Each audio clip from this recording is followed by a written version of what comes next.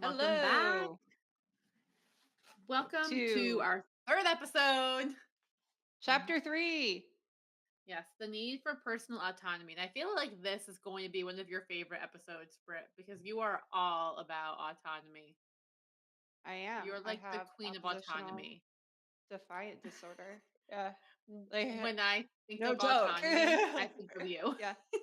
Thanks. No joke. Thanks. We are serious about It's a this. problem. No, it's yeah. No. I definitely am a huge advocate for PDA or pathological demand avoidance and Mhm. people with oppositional defiant disorder. Uh, Understanding what it Mhm. is and understanding how to work with it. And same with like loved Yes. ones and family members and teachers. And And I'm yeah. a big advocate of working with people with PDA. Yeah, I know. Hello, business Because you partner. love me. Yeah. I love you. You love my PDA. Well, you probably don't love my PDA, but we live with it. No, no. And It honestly, takes up like, it has a room in our house. yeah. Sorry, go ahead. No, I feel like once you understand how it works, like you're able to work with people, Yeah. you know? Yeah. Right, right, right. It's not a It's huge really thing. okay. I'd say like the I think it is and I don't know. This is like me saying off the top of my head and like how I've thought about it and how living with it. I think that it is a direct result of how long we've been societally like alienated from ourselves, which we talk about in Mhm. this book. And Mhm. because controlling, like society uses such controlling mechanisms that it did something psychologically to a bunch of people's brains, and now we have PDA and ODD. Yeah. Like, but that is my opinion. That is not based in any sort of fact. But yeah, it's just a thing I've noticed. An observation, if you will. Yeah, well All right. noticing. All right, Well, speaking of observations, let's get into this chapter. You got us with the first summary. You ready? got it. Yup. On your mark, get set, summarize. All right. So, chapter 3, the need for personal autonomy. He starts off the chapter with Henry Murray. And Henry Murray is a fellow researcher, a psychotheorist. And Murray says, okay, well, people need things like physiological things like food and water, right? But people also need psychological things. They have needs of the mind as well as needs of the body and an innate need to feel a sense of personal autonomy, um, a need to feel like your behavior is truly chosen by you rather than some external control. That is a need of the mind.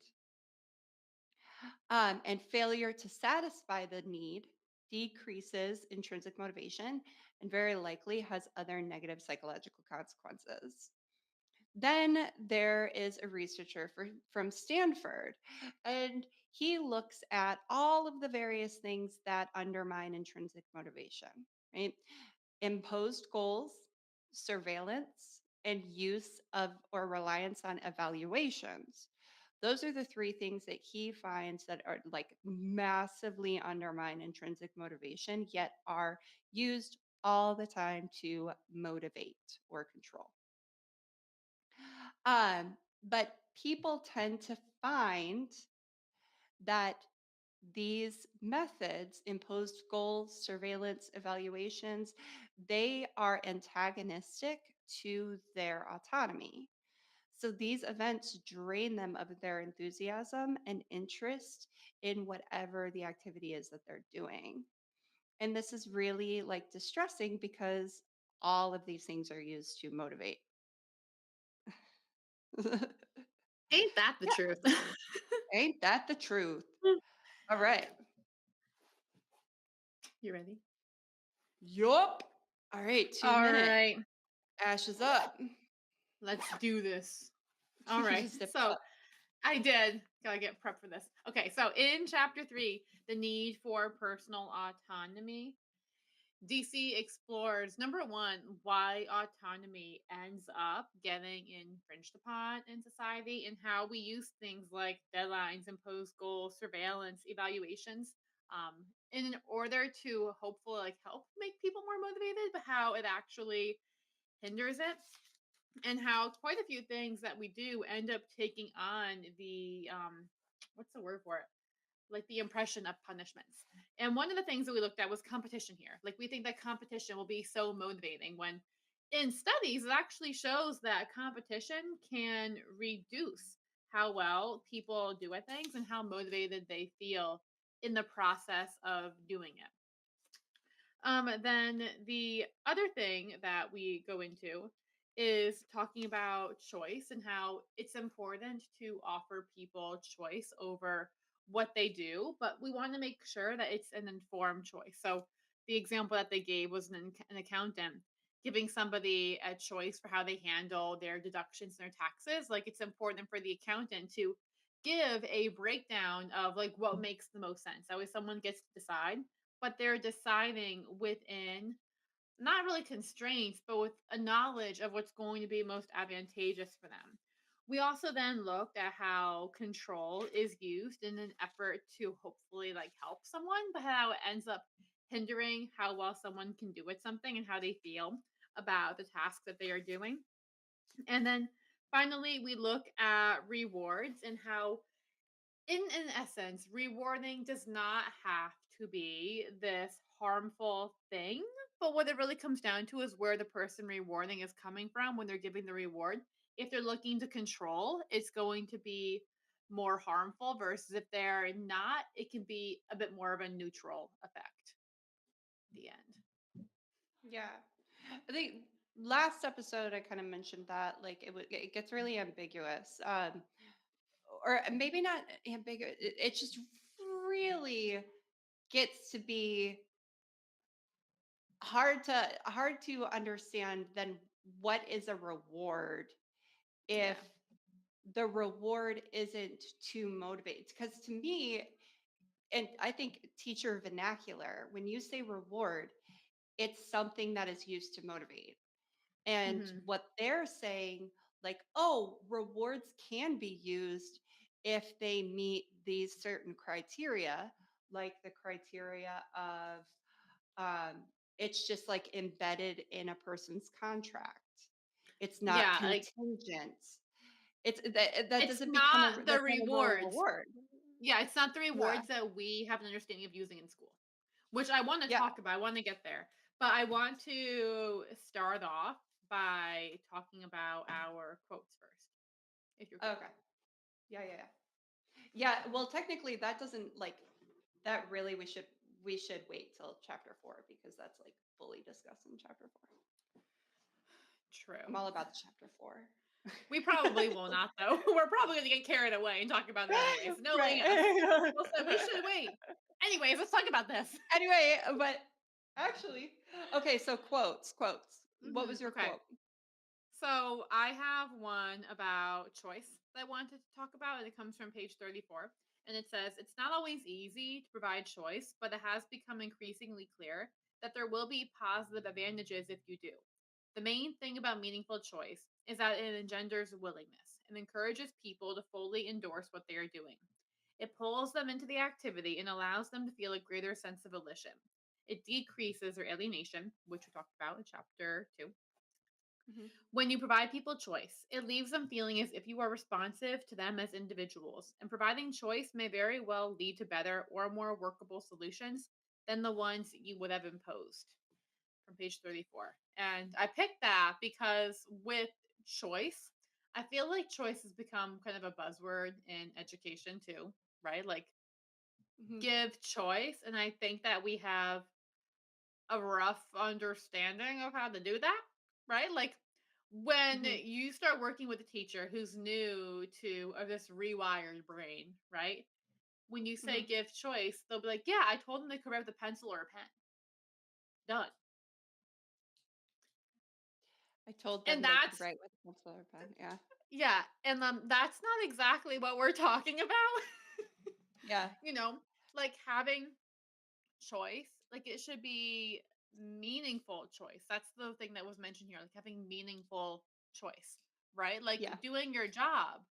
If you're given some choice and some autonomy over how you do it, it's not your principal saying, you can give me your lesson plans every Monday for the entire week in either purple ink or blue ink. Yeah. That would not make you feel autonomous, right? Mhm. So I Yeah. wanted to highlight that here because I want us to think about the kind of choice that we're giving our students. And the greatest test that I can think of when I talk to teachers for how to determine if the strategies you're using are going to be something kids will actually want is to put yourself in their shoes. And if the choice Mhm. that you're giving your students is a choice that would feel patronizing to you as a teacher, if your admin was to do that to you, it's probably not the right kind of choice that you should be giving. You probably want to give more control, create a more autonomy, supportive environment, and you're going Yeah. to see huge benefits from that when you do it. It feels scary, but the benefits are going to make you say, damn, I should have done this sooner. Yeah, 100%. Holy crap. I don't think there Hmm. is anything as fast acting and effective to change student motivation and behavior than autonomy in the classroom. And it feels Yeah, so 100%. counterintuitive to teachers though, right? Like if you have a Mhm. teacher come to you and they're like, my class is out of control, and you say give them more autonomy, they'll be Yeah, like, you need what? yeah. I don't Yep. want to talk to And you like anymore. and then like I'm like, well, you know what? This is when I've got to coach out and I'm like, no, trust me, do this. Like Hmm. you need to do this. So, and then it always it has not like bitten me in the butt yet. Always works out for the better. Yeah. And Always. that's why it's so helpful too when you have a team of people to help you go through this process because like we've worked Yeah. with teachers for years, right? Like we have Hmm. contracts with educators that transcend a year. And Hmm. so when you have someone working with you going through it, it's scary when you're like, nope, get rid of that treasure chest, get rid of this thing, let them Yeah. do this. It can feel so Yeah. intimidating. But that's why Yeah. having that community around you is so important. Yeah. So, what did Well, you pick for your quote, Britt? so I had your quote, or I had the quote that you just picked, Of course, I have and the I quotes. just I want to, always have the quote that you picked too. we always, yeah, we Yeah. tend to pick similar stuff. So Hmm. I want to say that I had almost the exact same notes that a lot of teachers and schools are incorporating student choice without understanding the reasons behind using the methods. And Hmm. we don't often get the neurological or the psychological context of what it is, like where the concept sits neurologically and psychologically speaking. And if we think of the brain as having two systems, right? We've got the executive functioning system and the limbic system. This is the logical system, logical, engineering, reasoning, like that is the executive functioning, okay? Hmm. Then you have the limbic system, which is the survival brain. Right? It functions just to pay attention to rewards and threats and to get you to make sure that you are safe and that you're well fed and that you're dry and like you're not going to die. Hmm. So you've got the executive functioning brain and you've got the limbic system brain or the survival brain. In order to keep the logical brain on and in control, because the executive functioning brain and the limbic system or the survival brain, they can't be on at the same time. It's one or the other, right? So, in order to keep the logical brain, the executive functioning brain, in order to keep that on and in control, okay, the brain has to feel safe and secure in the environment. When we offer choice and autonomy, that tells the brain, hey, okay, well, I have a say here. I have choices. Those things only happen when I'm safe. This is a safe environment. I can stay in my logical brain. My survival brain And doesn't need to turn that's on. why it works. Mhm. Yeah. Hire Brittany to come do a district training at a school near you. So I can tell your teachers like there's two brain systems, safe and unsafe. Like, but I'm telling you, like the more I research, it just gets down to black and white. Like the brain sees safe and unsafe. Mhm. It's No, crazy. It's for real. crazy. Yeah, That's how it works. it is. That's the brain 100%. It does. science. So yeah, so like psychological needs, like we can make them like we can make them a little we can make them more complicated than safe and unsafe, of course. But when it comes down to it, psychological needs are about the brain feeling safe and Boom. keeping executive functioning on in the classroom. Yes. So And on that note, I want to ask, what kind of places or spaces have you been in that either like stripped you of your autonomy or supported your autonomy? And maybe it's the same place, but things have changed over time there. Tell us a story, Britt. so I would say that the place that stripped me of my autonomy the most was when I was a kid and we lived with one of my stepdads. There was a collection of them. So we lived with one of my stepdads, and this stepdad was pretty emotionally and verbally abusive, and so he really stripped me of my autonomy, and I that's why I have ODD today, Hmm. which is that oppositional defiant disorder. And that was me just oh man, I went to juvie during that time. I was just rebelling to the point. I was 7. Like, I was like from the time I was You're a 5 to the time baby. yeah, like or no, I was from the time I was 7 to the time I was 12.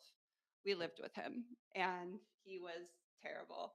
Um, so yeah, that was like the time where I got in a lot of trouble. The more controlling he was, the more I rebelled. Hmm. So then the most autonomy I've ever had is, ooh, I would say probably with Teach It to a Riot. That's why I love Yeah. it so much. And Hmm. yeah, like um, in my classroom when I first started teaching at the behavioral program that I absolutely love and taught for over a decade, but um, I had a lot of autonomy then too, and I loved it. Like it Yeah. was just so creative. To me, that's what it means. Like autonomy means I can be my authentic self, Hmm. and authenticity has always been really important to me, and it leads to like creative ingenuity and problem Yeah. solving. When I what love about you? that. Well, I've had many administrators. My first Mm, 4 years teaching, I had 6 different principals. And then honestly, it's just been like a new principal basically every year of my teaching career, even in the same building. And so that's what was really interesting for me was experiencing a different level of autonomy in the same building, in the same classroom, in the same role, but having it change based on who the higher up was. And there was a direct correlation to how I felt coming into work every day and how well I did my job based on the amount of autonomy support I had. When I had more autonomy support, I was thriving. mhm, When I felt controlled and like I couldn't be myself or be authentic, was not thriving as much. right. So, and it Yeah. makes the work environment less enjoyable, you know? Well, not, oh yeah, yeah. I And I'm I'm sure not our one that can deal listeners, with that. yeah. Right. And I'm Mhm. sure our listeners feel the same way. Like you probably can think of an environment that you've been in when your autonomy was supported and encouraged and when it wasn't, and how those different spaces felt and how you operated, the kind of creativity that you brought in those different spaces. So keep that in mind when you're making an environment for your students and with them. Right. Absolutely. The other thing I want to talk about is what we end up misusing as motivating, like threats and competitions, deadlines, those fun things, Mm. right? Why do you think that, even honestly, like after a teacher hears this episode, they might go into school tomorrow and then find themselves threatening their class to try to motivate them. Why is that the case? Even after they hear all this stuff. You drop down from your limbic, or you drop down from executive functioning to your survival brain, and you just go back to what you culturally, what you know, what feels safe, which is controlling the environment. Yeah, and that's why it's so important that you have to rewire your brain. Because if you're Hmm. just hearing this stuff, you might agree completely, but until you Yeah, do the actual active rewiring, it's not going to be fruitful. which is why regulation, like, which is why we do so much with regulation. Yeah. It comes And down to that's regulation. yeah. And that's one of the huge elements too of the workshop series, right? You have a whole module on regulation. 100%. Yeah. Yeah. So the workshop series, it is a 3-part series, and it's a part of the Class Hopper Pass. Grasshopper Um, pass. Class Hopper Pass. I'm trying to get Yeah, like so the our look at that. cute Look at little us. Look at graphic us. up. Hey, Look at we're how legit we legit. look. Where's our graphic? There's a pretty graphic too that comes up if you're watching this live. Hold on. Wait, wait. Here's another one. Oh, no. Here. QR code. You scan that, There it baby. is. See, look at that What? pretty graphic designed by not the Us. graphic designer in the business partnership. Oh, yeah. You did design that, didn't I you? did Oh. design that one. Once Brittany makes our logo. So Brittany's an artist, right? Yeah. So I don't Artist. know Yeah. why I take on some of the artsy things sometimes, but once we make our actual rewired logo, just you wait, guys. It's gonna I put my know. colorful boxes to shame on the screen right now. But the Class Hopper Pass is basically a pass to work with us for a whole year and come in and out of any and all programs that we create. We Mhm. have two different tiers to it. One that includes group coaching for 6 months as well, which is like super intensive support, being able to work in a small group and one on one with me. Yeah. And then there's the Class Hopper Standard, which gives you access to all of our programs. So check that Everything. out. Yeah, it gives you Mhm. everything. So it's linked on the screen with the QR code, and it's also going to be in the show notes for this episode. Yep. And you can get Um, to it on Ash's bio in the link tree, right? yes, yes, Okay. you can. So I know we kind of wanted to put a plug in talking about rewards and Mhm. why they're actually not going to be very helpful based on how we use them in school. Should we actually Oh, put yeah, that yeah. plug in and not talk about them on this episode and wait till the next episode and then go off? Um, so I'm all here for chapter 4. I think this is the 4th time I've mentioned it today. Uh, like I honestly think it's like one of my favorite chapters. So we can save it and then Okay. uh, do it. But Yeah. wait, you said a plug to rewards. Oh, is that what we started Yeah, we talking said about? we'll talk about it more in the next chapter because that's when it goes into it in more detail. So Yeah, like if what kind of you're, rewards should be used, yeah. right? So Yeah. yeah, we'll touch upon all of that in the next episode, even though they did kind of touch upon it a bit in this chapter. So then I guess kind of the last thing I want to talk about is what an autonomy supportive classroom could look like for our teachers. Mm. That was my Your jam. eyes. I know Hmm. you look like a kid in a candy store when I said that Yeah. just now. Yeah. So creating autonomy supportive environments, because I'm so sensitive to it, that was my wheelhouse as a teacher. Mhm. Uh, Not just creation of working, but working with the kids to create it. And that's the And key, I think, right there. Working with the mhm, kids to create. yep. So it definitely, like when I started, it was just pardon my French, a total shit show. But I was And cool now with we it. have an E by this episode. Yeah. Do we? Do we I'm have just to do that? kidding. I'm messing with The you. one cuss word. Okay, so Well, now you can just when go I off because we already got the E. right, So mine as well. Uh, no, I'm gonna. I'll save that. Okay, so for autonomy, I like the the quickest way I can get you to a classroom of autonomy is one, you need to be perfectly regulated in order to do it. Like, you really need to not see your kids, their behavior, your classroom as threatening because you need pure executive functioning the entire time. And I did not find my students, their behavior threatening at all. So I was just like this the entire time, whether they were cussing me out, whether they were threatening, whether they were fighting each other. And I was this like is Brittany this. giving us a thumbs up and a chill, even keel face. Yeah. Yeah. So I was able to go full like autonomy with this demeanor of having full executive functioning throughout the entire process, Hmm. and it still was a shit show. And it was great. It was beautiful. It was awesome. I mean, like, I learned so much. The kids learned so much. By the time we got to like a month into it, it was no longer a shit show. It was, we were like smooth, definitely smoother sailing, but you're asking students to take in a mindset of that their voice matters, that what they're going to say is going to be implemented, that they have meaningful choices. They are not used to that amount of freedom, Not and at it's all. sad. Yeah. So, like, it raises anxiety. So then you have raised, like, increased dysregulation with your students, which is It's another one of reason those why you have to be things. regulated. Yeah, like it gets worse before it gets better. It's like when you're trying Well, to like purge 100%. your spice cabinet or your kitchen. Yeah. It gets messier So, before it gets clean. so now knowing what I know, now I definitely phase it in with teachers I work with. Hmm. Uh, and what I will say, like, this was supposed to be like my quick tidbit, but I've been talking for 2.5 minutes. My quick tidbit is, uh, have your mindset go to ask the students.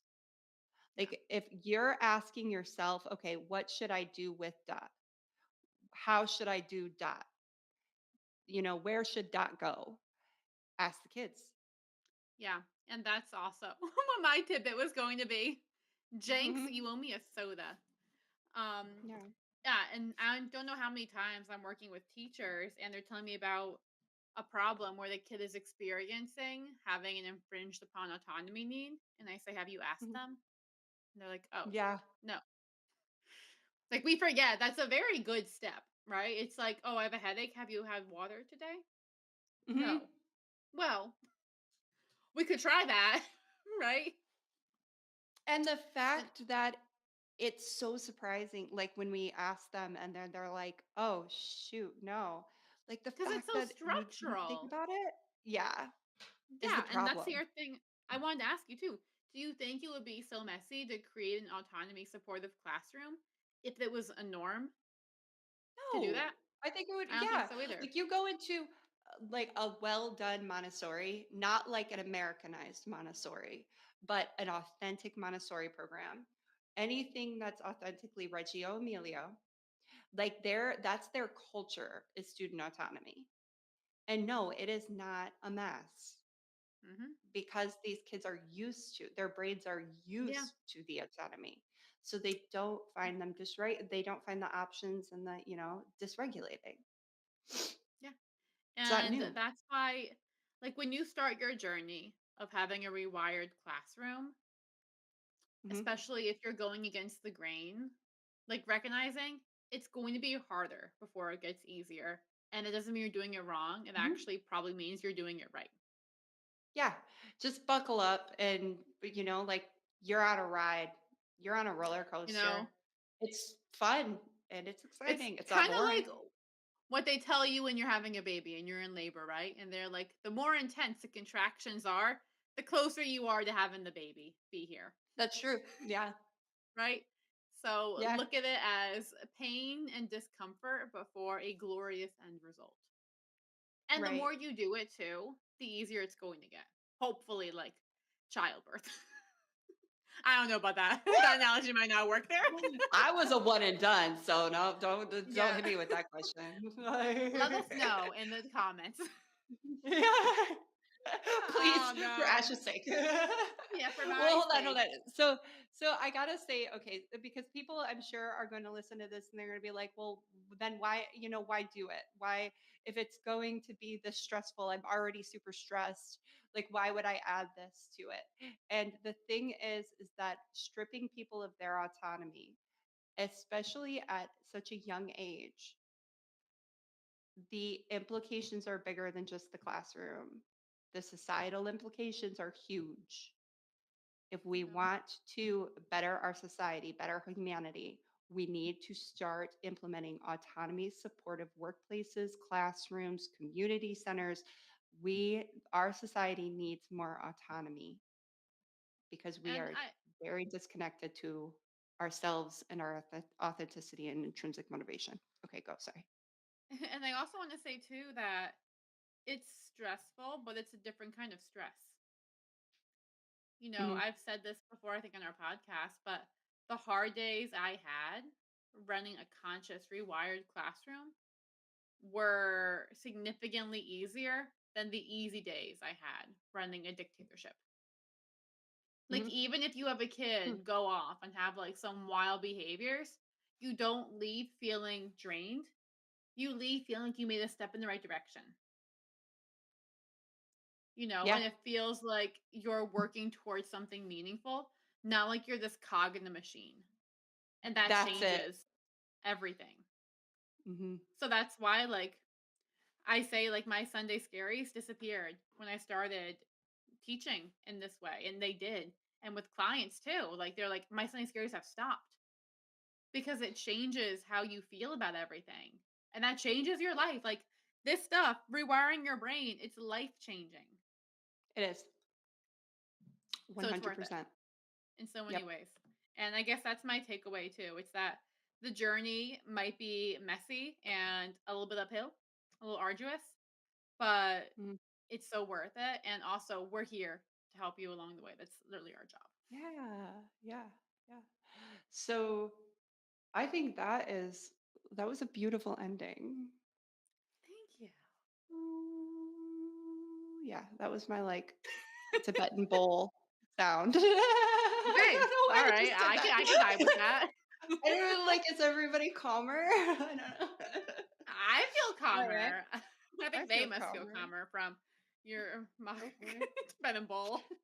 My Tibetan If you bowl were sound. watching the video of this too, Brittany just Oh. like went step back and made the noise and like mimed with her hands. And I was just like, Yeah. what's this girl doing over there? I don't know. I love it. I love you. Living I in a love our full autonomy, podcast. authenticity. Yeah, yeah. Oh gosh. Well, hey, we hope that Well, you enjoyed listening to this and podcast. feel remoralized Remoralized. Girl, I and re-energized. and re-energized. We'll see you in Yeah. the next one. Bye.